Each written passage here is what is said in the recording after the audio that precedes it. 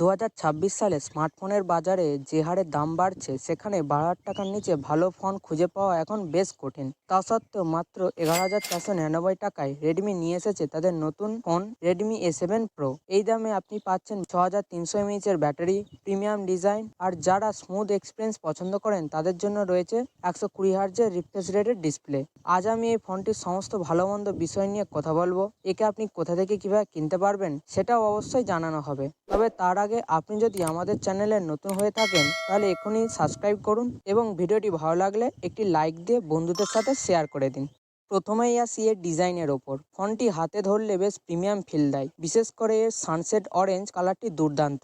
Sand ডিউনের মতো pattern দেখতে পাবেন। এছাড়াও এর ব্ল্যাক কালার রয়েছে যার ব্যাক প্যানেলটা ম্যাট ফিনিশ। বড় ব্যাটারি থাকা সত্ত্বেও এর ওজন মাত্র 208 গ্রাম এবং থিকনেস 8.15 মিলিমিটার। এখানে আপনি IP52 এর ওয়াটার অ্যান্ড ডাস্ট প্রোটেকশন পেয়ে যাবেন। ফোনটির নিচের দিকে রয়েছে speaker, type C charging port, microphone এবং হেডফোনের জ্যাক। উপরের দিকে কিছু নেই। বাম দিকে দেখতে পাবেন সিম কার্ড স্লট, ডান দিকে রয়েছে ভলিউম বাটন এবং তার নিচে পাওয়ার বাটন। ফোনটির সামনের দিকে আসলে আপনার নজর পড়বে এর 6.9 ইঞ্চির HD প্লাস 120 Hz LCD ডিসপ্লের ওপর। এটি একটি নচ ডিসপ্লে যার পিক ব্রাইটনেস 800 নিটস আউটডোর স্ক্রিনকে দেখার জন্য সাফিসিয়েন্ট। বড় ডিসপ্লের সাথে 120 Hz রিফ্রেশ রেট এবং এর শক্তিশালী স্পিকার আপনার মুভি দেখা বা গান শোনার আনন্দকে আরও বাড়িয়ে তুলবে। অনেক সময় হাত ভেজা থাকলে বা বৃষ্টির ফোঁটা স্ক্রিনে পড়লে ফোন ঠিকঠাক কাজ করে না, কিন্তু এই ফোনের ওয়েট টাচ 2.2 প্রযুক্তির ফলে আপনার হাত বা স্ক্রিন ভেজা থাকলেও টাচ একদম নির্ভুলভাবে কাজ করবে। এবার আসি ফোনটির সব থেকে এক্সাইটিং ফিচার্সের ওপর,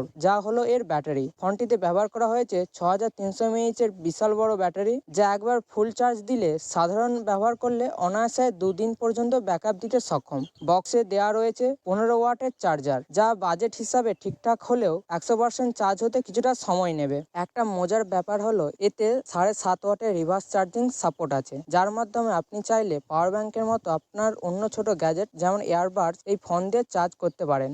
রেডমি এই ফোনটিতে দিয়েছে ইউনিএসওসির T7250 অক্টাকোর প্রসেসর। এর সাথে LPDDR4X র্যাম এবং UFS 2.2 স্টোরেজ ব্যবহার করায় অ্যাপ ওপেনিং ক্লোজিং মাল্টিটাস্কিং হবে ফাস্ট। eMMC স্টোরেজের পরিবর্তে UFS থাকায় আপনার ফোনটি দীর্ঘদিন ল্যাগ ফ্রি থাকবে। অনেক সময় আপনার সাথে এমনটা কি হয়, যেই মাত্র আপনি ঘরে ঢুকলেন আর ফোনের নেটওয়ার্ক যেন লুকোচুরি খেলা শুরু করলো? এখানে সেই টেনশন নেই। ফোনটিতে রয়েছে ওয়াইফাই 5, ব্লুটুথ 5.2। আপনি একই সাথে দুটি ন্যানো সিম ব্যবহার করতে পারবেন। তবে একটা কথা পরিষ্কার জানিয়ে রাখি, এটি কিন্তু 4G স্মার্টফোন, 5G নয়। এর পিছনে রয়েছে 13 মেগাপিক্সেলের মেন ক্যামেরা। দিনের আলোতে এই ক্যামেরা দিয়ে আপনি বেশ ন্যাচারাল এবং সোশ্যাল মিডিয়ায় দেওয়ার মতো সুন্দর ছবি তুলতে পারবেন। বিশেষ করে যারা স্টুডেন্ট বা যারা প্রয়োজনীয় ডকুমেন্টসের ছবি তুলেন তাদের জন্য এটি পারফেক্ট। আর সেলফির জন্য সামনে আছে 8 মেগাপিক্সেলের ক্যামেরা, যা দিয়ে ভিডিও কলিং এবং সেলফিতে আপনি ডিসেন্ট কোয়ালিটি পাবেন। এটি বাজেট সেগমেন্টের ফোন হলেও সফটওয়্যার ক্ষেত্রে রেডমি সবাইকে চমকে দিয়েছে। এখানে আপনি out of the box Android 16 base HyperOS 3 পেয়ে যাবেন।